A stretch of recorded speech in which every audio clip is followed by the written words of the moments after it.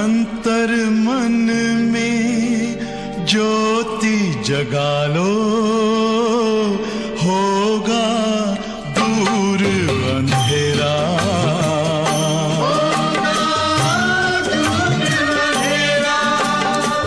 शिव का कर लो ध्यान, आ रहा पावन पुण्य सवेरा।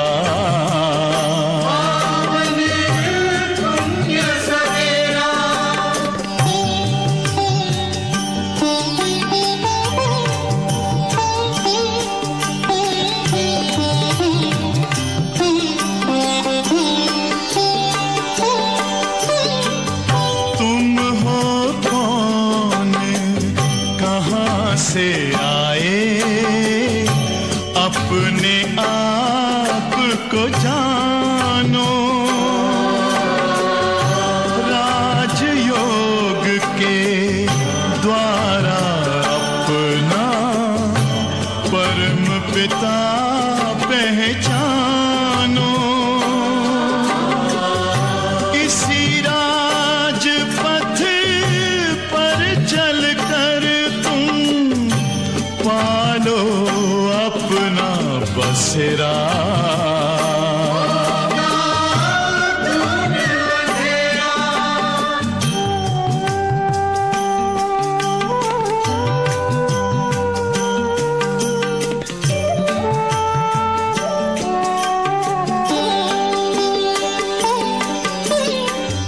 तुम हो आत्मा तन से न्यारे, परमात्मा को प्यारे।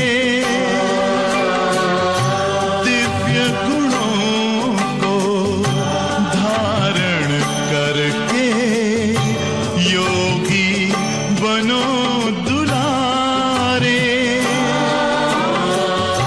ज्योति बिंदु ही तोड़ेगा ये माया का घेरा।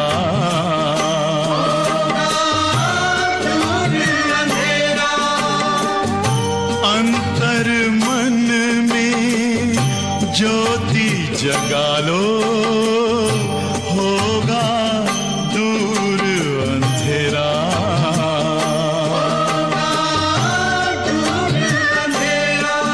ओम शांति, ओम शांति, ओम शांति।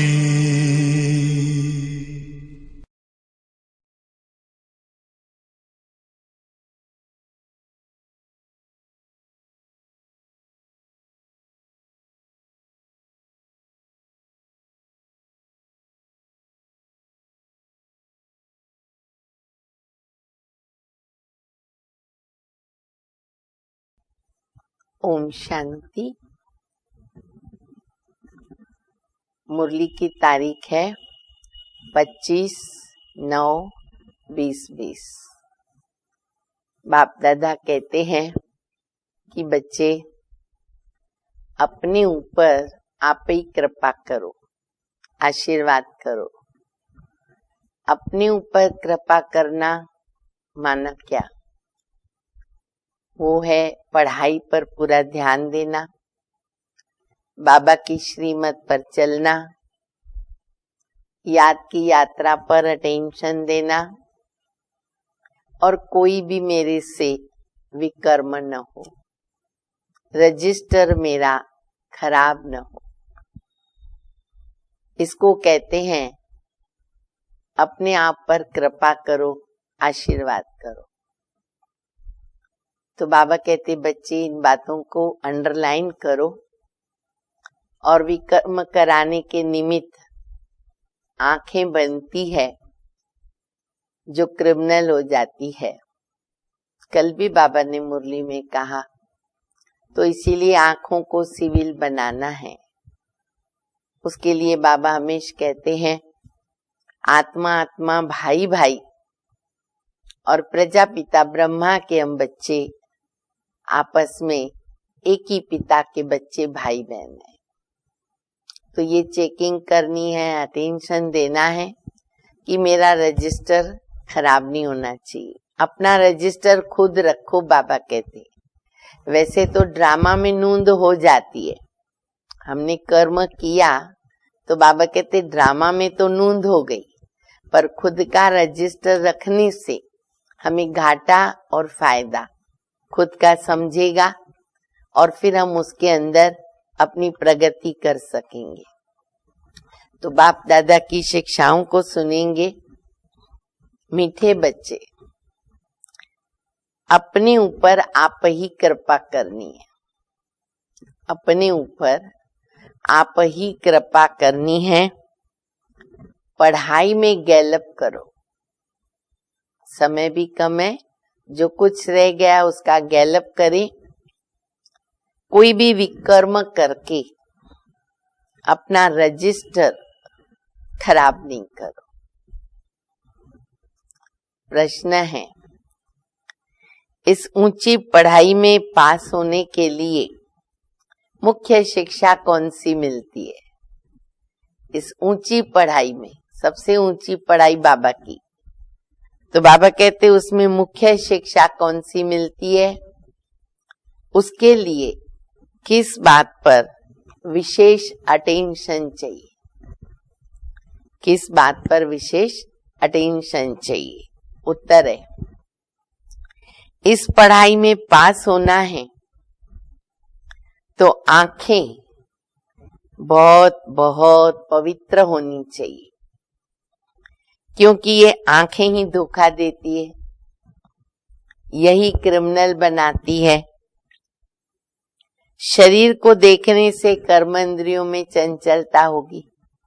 आंखों से देखेंगे देह को, शरीर को, सुंदर है, ये है, वो है, चंचलता आ जाती है कर्म इंद्रियों में।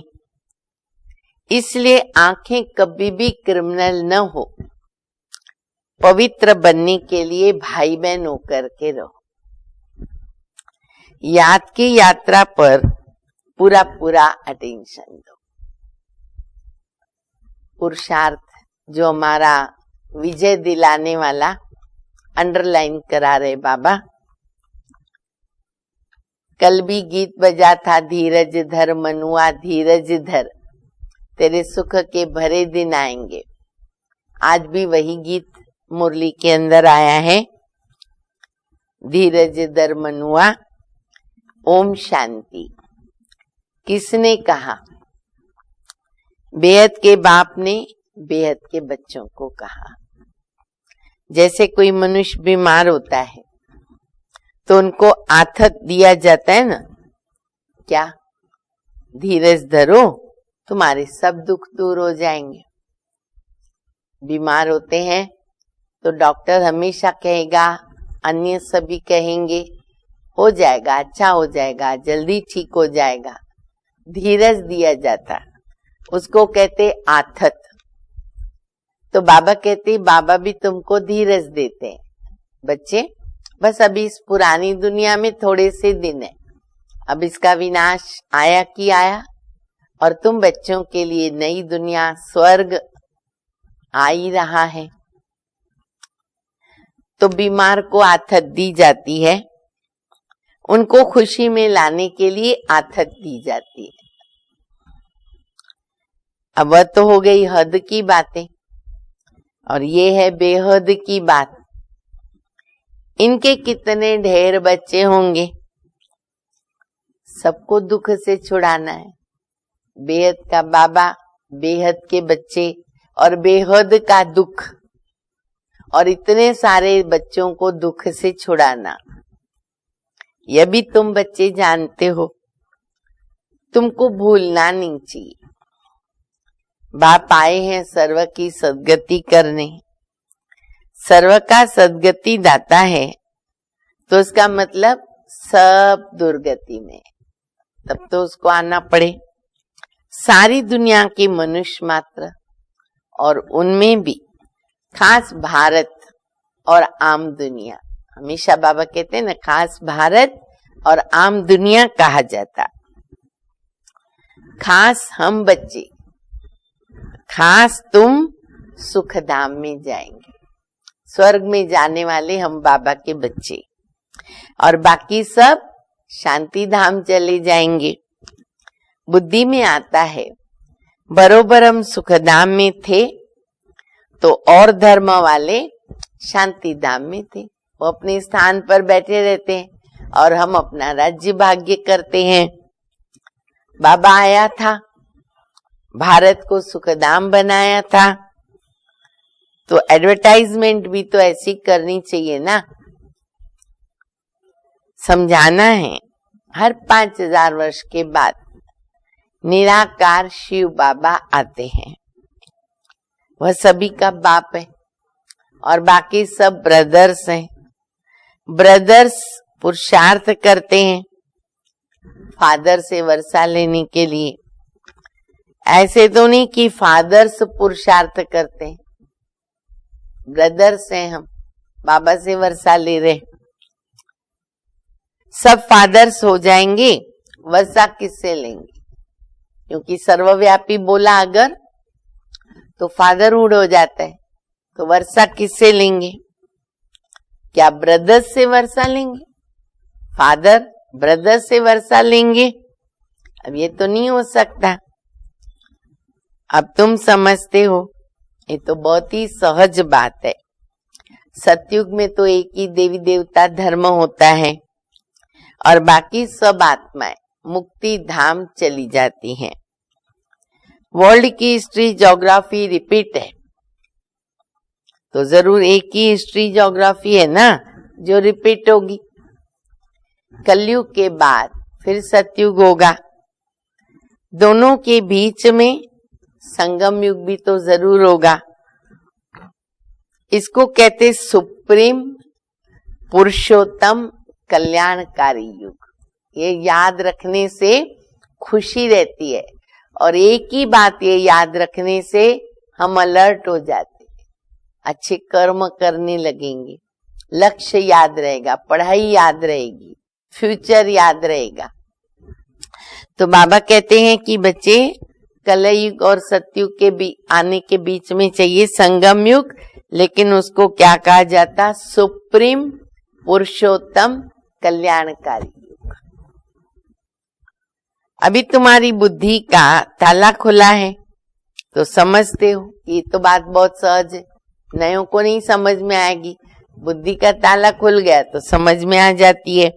नई दुनिया और पुरानी दुनिया, पुराने झाड़ में जरूर बहुत ही पत्ते होंगे और नए झाड़ में थोड़े पत्ते होंगे। धीरे धीरे झाड़ बढ़ेगा तो पत्ते निकलेंगे। वो है सतो प्रधान दुनिया और इनको तमो प्रधान कहेंगे। तुम्हारा भी नंबरवार पुरुषार्थ अनुसार बुद्धि का ताला खुला है। चाबी तो बाबा ने लगा दी, हाँ, लेकिन बाबा कहते हैं नंबरवार खुला है, क्योंकि सब यथार्थ रीति बाबा को याद ही नहीं करते, तो धारणा भी नहीं होती है। बाप तो पुरुषार्थ कराते हैं परंतु तकदीर में नहीं। अगर तकदीर में नहीं है तो बाबा पुरुषार्थ कराएंगे भी तो भी नहीं होता है। ड्रामा अनुसार जो अच्छी रीते पढ़ेंगे, पढ़ाएंगे, बाप के मददगार बनेंगे, वो हर हालत में ऊंच पद पाएंगे। बाबा कहते पढ़ेंगे, पढ़ाएंगे, बाबा के मददगार बनेंगे। स्कूल में स्टूडेंट भी समझते हैं कि हम कितने मार्क्स से पास होंगे। तीव्र वेगी जोर से पुरुषार्थ करते, लक्ष्य रहता है, आदर्श होते हैं। पढ़ाई के कीड़े होते थे विद्यार्थी, अभी भी होते हैं ना, तो बस उनको यही बुद्धि में तात लगी रहती। तो बाबा कहते से तीव्र वेगी जो है, जो बच्चे हैं स्टूडेंट्स बाबा के, उस टाइप से पुरुषार्थ करते हैं। ट्यूशन के लिए टीचर रखते हैं, कैसे भी करके पास हो। थोड़ी बहुत वीक होती है बात, बुद्धि वीक होती है, पढ़ाई में मेमोरी थोड़ी वीक होती है, तो ट्यूशन भी रखते हैं। यहाँ भी तो बहुत गैलप करना है, अपने ऊपर कृपा करनी। यहाँ का फिर बाबा कहते बच्चे सबसे पहले अपने ऊपर आप ही कृपा करो। बाबा से अगर कोई पूछे क्या पूछे? अब अगर शरीर छूटा तो इस हालत में हम क्या पद पाएंगे? है किसको हिम्मत पूछने की? बाबा झट बताएगा। ये तो बहुत सहज समझने की बात है। जैसे हद के स्टूडेंट समझते हैं, बेहद के स्टूडेंट्स भी समझते हैं, बुद्धि से समझ सकते हैं। हमसे घड़ी घड़ी ये भूलें होती है, विकर्म होता है, रजिस्टर खराब होगा तो रिजल्ट भी ऐसी निकलेगी। स्कूल में भी क्या होता है, जो वीक होते हैं और खुद ही फील होता है हम अच्छा पढ़ाई नहीं करते हैं, हम फेल हो जाएंगे, हमारा नंबर बहुत पीछे आ जाएगा, हमारा रजिस्टर ठीक नहीं है, तो बाबा कहते कि घड़ी घड़ी भूल होती है, विकर्म होता है, तो रजिस्टर खराब हो जाता है, तो फिर परिणाम भी वैसे ही निकलेगा। हर एक अपना रजिस्टर रखो, हर एक अपना अपना रजिस्टर रखो। यूं तो ड्रामा अनुसार सब नोंद हो ही जाती है, हम नहीं रखेंगे। धर्मराज के पास रजिस्टर तो हमारा रखा हुआ है, हमें अपना रखना है। खुद भी समझते हैं कि हमारा रजिस्टर बहुत खराब है, न समझ सके तो फिर बाबा बता सकते। अगर बुद्धि में नहीं समझ में आता है मेरा रजिस्टर कैसा है, मैं पढ़ाई में कैसे हूँ, योग में कैसे हूँ, अच्छा बाबा को पूछो, निमित्त दादियों दीदियों को पूछो। स्कूल में रजिस्टर आदि तो सब रखा जाता है ना, इनका तो दुनिया में किसको भी पता नहीं है। बाबा के समय तो बहुत अच्छी तरह प्रेजेंट मार्क सेंटर पे जो भरते, वो मधुबन में भी भेजी जाती थी प्रति मास, और बाबा अच्छी तरह देखते थे कि कहाँ पर कितने बाबा के बच्चे आ रहे रेगुलर क्लास में। नाम है गीता पाठशाला, वेद पाठशाला तो नहीं कहेंगे। वेद उपनिषद ग्रंथ आदि किसी की भी पाठशाला नहीं कहेंगे। पाठशाला में तो एम ऑब्जेक्ट होता है, लक्ष्य होता है, हम भविष्य में ये बनेंगे। कोई वेद शास्त्र बहुत पढ़ते हैं तो उनको भी टाइटल मिलता है, बहुत बड़े बड़े टाइटल लेते हैं, कमाई भी होती है, पैसा भी मिलता है। कोई कोई तो बहुत ही कमाई करते हैं, परंतु वह कोई अविनाशी कमाई तो नहीं है ना, साथ तो नहीं जाएगी, वो तो स्थूल कमाई होती है, कुछ पढ़ के सुनाया, दक्षिणा आदि मिली। लेकिन ये सच्ची कमाई साथ में चलेगी। अभी हम जो अपनी पुण्य की कमाई जमा कर रहे, बाबा का बनकर, स्व का परिवर्तन, विश्व का परिवर्तन, जो 4 सब्जेक्ट है हम बच्चों की, उसमें अगर हम अच्छी तरह से मार्क्स ले रहे हैं तो बाबा कहते ये सारी कमाई तुम्हारे साथ चलेगी और बाकी सब तो खत्म हो जाएगा। तुम बच्चे जानते हो कि हम बहुत बहुत कमाई कर रहे, गिनती नहीं है, इतनी कमाई कर रहे। कल भी बाबा ने कहा ना, जैसे सतयुग में सोना मुहर होती है, गिनती नहीं होती है, ऐसे हमारी जो अभी बेहद की कमाई हो रही है ना, उसकी गिनती नहीं। हम विश्व के मालिक बन सकते हैं। सूर्यवंशी डिनास्टी है तो जरूर बच्चे तख्त पर बैठेंगे, बहुत ऊंच पद है।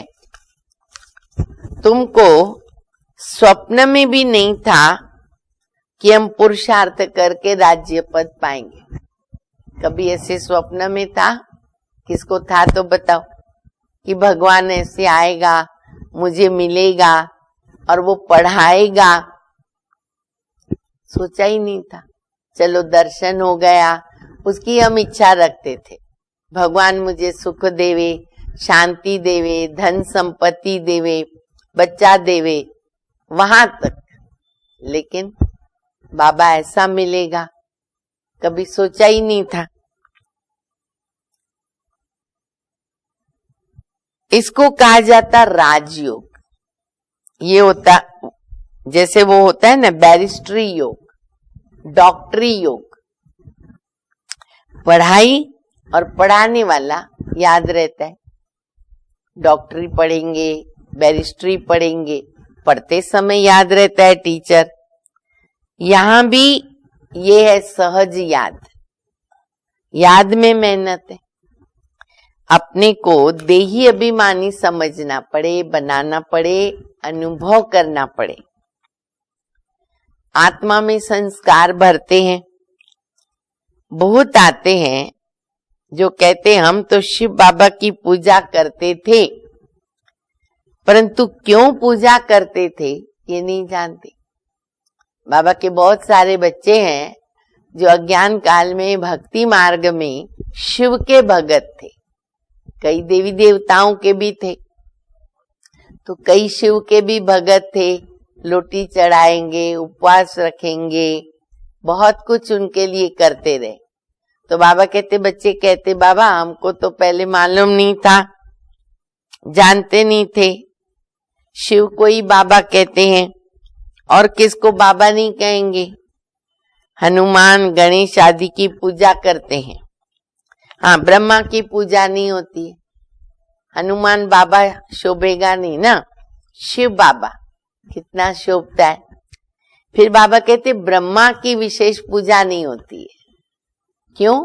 अब हम बच्चों ने इस अर्थ को समझा कि ब्रह्मा में बाप प्रवेश करते हैं। वो इस दुनिया का रहवासी, वह भी पहले पुरुषार्थ करते हैं, फिर वो व्यक्त से अव्यक्त बनते हैं। इसलिए ब्रह्मा की विशेष पूजा नहीं होती है। अजमेर में भल मंदिर है, एक दो जगह पर मंदिर है, वहां के थोड़े ब्राह्मण लोग पूजा करते होंगे। 2-3 स्थान पर ही ब्रह्मा के मंदिर है करके वो मंदिर संभालने वाले थोड़ी पूजा कर लेते। बाकी गायन आदि कुछ भी नहीं है अन्य देवी देवताओं की तरह। श्री कृष्ण का, लक्ष्मी नारायण का कितना गायन, वैसा तो नहीं है ना ब्रह्मा का। जगह जगह मंदिर है, जगह जगह उनका गायन है, पूजन है। ब्रह्मा का नाम नहीं। क्यों? क्योंकि ब्रह्मा इस समय सांवरा है। सांवरा मना काला, काला मना आत्मा काली, आत्मा पतित। फिर बाबा प्रवेश करते हैं, तब फिर ब्रह्मा बाबा अपने को पावन बनाते हैं। फिर बाप आकर इनको अडॉप्ट करते हैं, तो ये भी बहुत सहज है। तो बाप बच्चों को भिन्न भिन्न प्रकार से समझाते हैं। बुद्धि में ये रहे कि शिव बाबा हमको सुना रहे। हम ये न समझे ब्रह्मा को ब्रह्मा बाबा बोल रहे हैं, हालांकि ब्रह्मा बाबा को तो पूरा हक है हम बच्चों को समझाने के लिए, प्रजापिता ब्रह्मा। फिर भी बाबा कहते बच्चे हमेशा समझो शिव बाबा समझाते हैं। और शिव बाबा बाप भी है, टीचर भी है और गुरु भी है। शिव बाबा ज्ञान का सागर हमको पढ़ाते। सत बाप, सत टीचर, सत गुरु समझने से ना पुरुषार्थ में अलर्टनेस आता है। खाली बाबा समझा वर्षा ही याद रहेगा, कुछ भूल हो गई चलो बाबा माफ कर देगा, बाप है ना, इजी हो जाते। बाप बच्चे का संबंध है, प्यार भरा संबंध है। पर अगर टीचर याद किया तो पढ़ाई, लक्ष्य, वो सब याद आएगा। मैनर्स, उसके अंदर आशीर्वाद नहीं होती है। हम पेपर अच्छा देंगे तो मार्क्स अच्छी मिलेगी। और अगर सतगुरु को याद किया, बाबा को सतगुरु के रूप में, थोड़ा भय रहता है। किस बात का भय? विकर्म नहीं करना है, 100 गुणी सजा, अपने को पतित से पावन बनाना है। बाबा हमको घर ले जाने आया है, बाबा के साथ घर जाना है, आत्मा को पवित्र बनाना है। इसलिए ये जो 3 विशेष संबंध है उनको सदैव साथ में रखें। सत बाप, सत टीचर और सतगुरु। अभी तुम बच्चे त्रिकालदर्शी बने हो, कितना अच्छा बाबा हम बच्चों को कहाँ से क्या बना देता है। त्रिकालदर्शी, कभी सोचा था हम त्रिकालदर्शी भी बनेंगे? ज्ञान का तीसरा नेत्र तुमको मिलता है, यह भी तुम समझते हो कि आत्मा अविनाशी है, आत्माओं का बाप भी अविनाशी है। ये भी दुनिया में कोई जानता नहीं है। सब पुकारते हैं बाबा हमको आकर पतित से पावन बनाओ। ऐसे नहीं कहते कि वर्ल्ड की हिस्ट्री ज्योग्राफी आकर के सुनाओ। कभी स्वप्न में ये भी बात नहीं थी ना। आज कितनी बातें ऐसी बाबा बता रहे। अब हमने कभी सोचा भगवान आके सृष्टि के आद मध्य अंत का नॉलेज देगा हमको बैठ के हिस्ट्री ज्योग्राफी सुनाएगा? ऐसा कभी सोचा नहीं। न कभी हमने मुख से बोला, न उस रीति उसको याद किया। ये तो बाबा खुद आकर सुनाते, हमने केवल उनको बुलाया, लेकिन वो आकर के खुद सुनाते हैं। पतित से पावन, फिर पावन से पतित कैसे बनेंगे? ये हिस्ट्री रिपीट कैसे होगी? वो भी बाबा बताते हैं। 84 का चक्कर है। हम पतित क्यों बने और फिर पावन बनकर हम कहाँ जाना चाहते हैं? मनुष्य तो जिस्मानी सन्यासी आदियों के पास जाकर कहते कि मन की शांति कैसे मिले। अब वो तो उधर जाएंगे, बोलेंगे मन की शांति चाहिए। ऐसे नहीं कहेंगे कि हम संपूर्ण निर्विकारी पावन कैसे बने। क्या क्या नहीं कहेंगे, क्या क्या हमने नहीं सोचा था, वो बाबा बता रहे। अब गुरु के पास गए, सन्यासी के पास गए, शांति चाहिए, शांति चाहिए, अशांति है। ये कहेंगे हम संपूर्ण निर्विकारी कैसे बने? कभी नहीं सोचा ही नहीं था कि ऐसा बन भी सकते हैं। ये केवल बाबा ही बना सकता है, बाबा ही कह सकता है। ये कहने में भी लज्जा आएगी। अभी बाबा ने समझाया है कि तुम सब भक्तियां हो और मैं हूं भगवान, ब्राइड ग्रूम। तुम हो ब्राइड्स, तुम सब मुझे याद करते हो। हम सब सजनियां हैं, भक्तियां हैं, सीताएं हैं, पार्वतियां हैं। कितने अच्छे टाइटल बाबा ने दिए। सब उनको हम याद करें, कितनी खुशी हो जाएगी, गम दूर हो जाएंगे, दुख भाग जाएंगे। अच्छा, फिर बाबा और कहते मैं मुसाफिर हूं ना, बहुत ब्यूटीफुल, हसीन मुसाफिर है, लेने आया है, अपने साथ लेके जाएगा। लेकिन कैसे ले जाएगा? ब्यूटीफुल बना के ले जाएगा, सुंदर, शुद्ध, पवित्र। तो इसीलिए बाबा कहते मैं मुसाफिर खुद भी बहुत ब्यूटीफुल हूं। सारी दुनिया के मनुष्य मात्र को मैं खूबसूरत बनाता हूं, सभी को बनाते। वंडर ऑफ वर्ल्ड स्वर्ग होता है। यहाँ तो 7 वंडर्स गिनते हैं। अब स्वर्ग जैसा वंडर तो किसी को पता ही नहीं है। वहां तो वंडर ऑफ वर्ल्ड एक ही स्वर्ग है, सारी दुनिया ही वंडर ऑफ वर्ल्ड है। यहाँ नहीं है, इसलिए सारी दुनिया में 7 वंडर्स गाए जाते हैं। यहाँ 7 वंडर्स हैं, वहां तो स्वर्ग एक ही है, बाप भी एक, स्वर्ग भी एक, जिसको सभी मनुष्य मात्र याद करते हैं। यहाँ तो कुछ भी वंडर है ही नहीं, देखा जाए तो कुछ भी नहीं है। तुम बच्चों के अंदर धीरज है कि अभी हम सुख के हमारे दिन आ रहे। बाबा कहते बच्चे धीरज धरो। ये गीत आगे भी सुनेंगे ना, आथत आती है, धीरज आता है। बस अभी हम गए कि गए अपने घर में और अपनी दुनिया में। तुम समझते हो इस पुरानी दुनिया का विनाश हो, तब तो राजा ही मिले स्वर्ग की। अभी अर्जुन राजा ही स्थापन ही नहीं हुई है। हाँ, प्रजा बनती जाती, प्रजा बनना तो सहज है ना।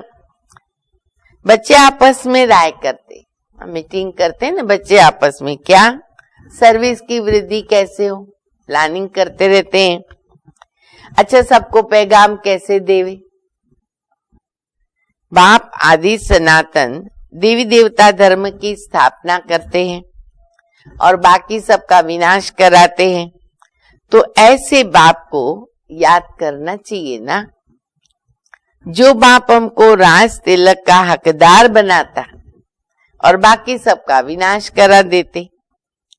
फिर नेचुरल कैलिमिटी भी तो ड्रामा में नूंदी हुई है।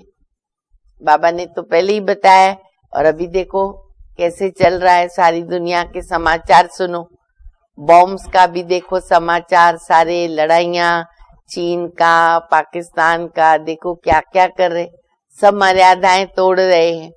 नेचुरल कैलिमिटीज में इतनी ताकत है, दूसरे कोई साधन की जरूरत भी नहीं, वही पूरा विनाश कर सकती है। तो बाबा कहते वो ड्रामा में नूंदी हुई है ना, इसके बिगैर दुनिया का विनाश नहीं हो सकता, क्योंकि सहज होता है नेचुरल कैलिमिटीज। एक पानी में इतनी ताकत है, पूरी दुनिया साफ कर देती है। पानी तत्व, जल। आज मुंबई में देखो समुद्र है, थोड़ा उछल खाएगा, कितनी करोड़ों रुपए की क्या क्या बिल्डिंग्स बनाते, कितने माले बनाते, और फिर महल जैसा अंदर सारा बना देते। बड़े बड़े जो पद्मपति हैं, पेपरों में आता है कि उनका घर कैसा बना हुआ है, लेकिन जब विनाश होगा तो सेकंड में बाबा कहते हैं ना, ताश की पत्ते की तरह बिल्डिंग गिर जाएगी, सब उनका खत्म हो जाएगा। बाबा कहते अभी तुम्हारा इम्तिहान बहुत ही नजदीक है। मृत्यु लोक से अमर लोक ट्रांसफर होना है। जितना अच्छी तरह पढ़ेंगे पढ़ाएंगे उतना उच्च पद पाएंगे, क्योंकि प्रजा अपनी बनाते हैं। पुरुषार्थ करके सबका कल्याण करना चाहिए, लक्ष्य ये रखो। चैरिटी बिगिंस एट होम, शुरुआत अपने घर से करो, ये कायदा है। अपना कायदा ये है, पहले मित्र संबंधी ब्रादरी आदि वाले आएंगे, पीछे पब्लिक आती है। पहले घर वालों को बाबा का परिचय दो, सुधारो। शुरू में हुआ भी ऐसे ना, आस्ते आस्ते वृद्धि हुई।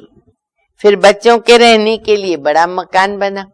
बाबा ने जब शुरुआत की ना ज्ञान सुनाने की, 10 बाय 10 का रूम था, और आज देखो देखो बाबा के स्थान कैसे बन गए, कितना वंडर है, क्या से क्या हो गया, कल्पना भी नहीं थी। तो बाबा कहते हैं कि देखो धीरे धीरे वृद्धि हो गई, मकान मिला बच्चों का। शुरू शुरू में जिसको ओम निवास कहते थे, बच्चे आकर पढ़ने लगे। ये सब ड्रामा में नूंद थी। छोटे छोटे बच्चे भी थे, दादियों की जो मिस्ट्री सुनते हैं ना, तो उसमें सब बताते 8, 9, 10, 11, 12 बरस के। तो उनके लिए बाबा ने स्कूल भी रखा। तो ये सब ड्रामा में नूंद थी जो फिर रिपीट होगा, इसको कोई बदल थोड़ी सकता है, कल्प के बाद फिर होने वाला है। ये पढ़ाई कितनी ऊंच है, याद की यात्रा मुख्य है। मुख्य जो है ना, वो आंखें बड़ा धोखा देती है। आंखें क्रिमिनल बनती है, तब शरीर की कर्म इंद्रियां चंचल होती है। इसलिए ध्यान देना है आंखों पर। आंखों में बाबा बसा हुआ हो, समाया हुआ हो। बाबा कहते एक आंख में शांति धाम, एक आंख में मुक्ति धाम। जो मुझे देखे उसको आत्मा नजर आवे, और मुझे भी सब आत्मा नजर आवे, तब ये आंखें सिविल बनती है।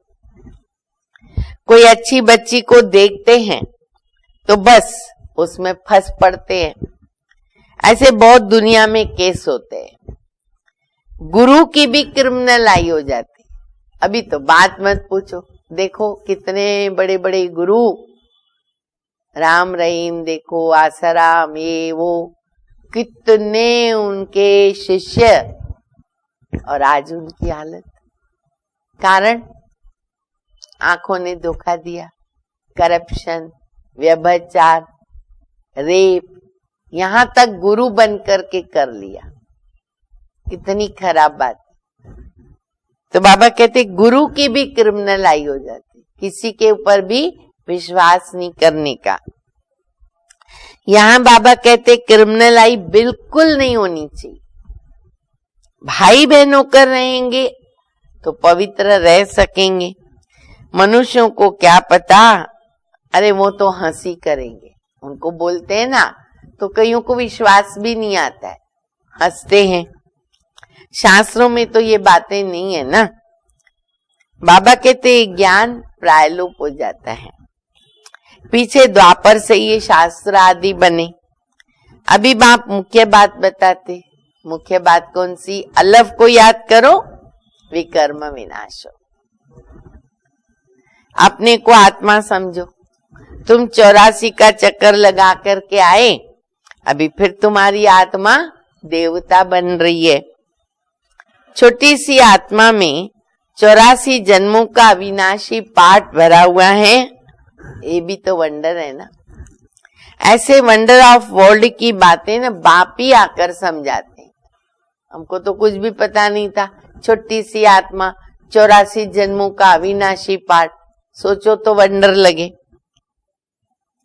कोई का 84 का है तो कोई का 50-60 जन्मों का है। परमपिता परमात्मा को भी पाठ मिला हुआ है। बाबा कहते मुझे भी पाठ मिला हुआ है। ड्रामा अनुसार ये अनादि अविनाशी ड्रामा, इसकी ना आद है ना इसका अंत है, सोचो ही नहीं।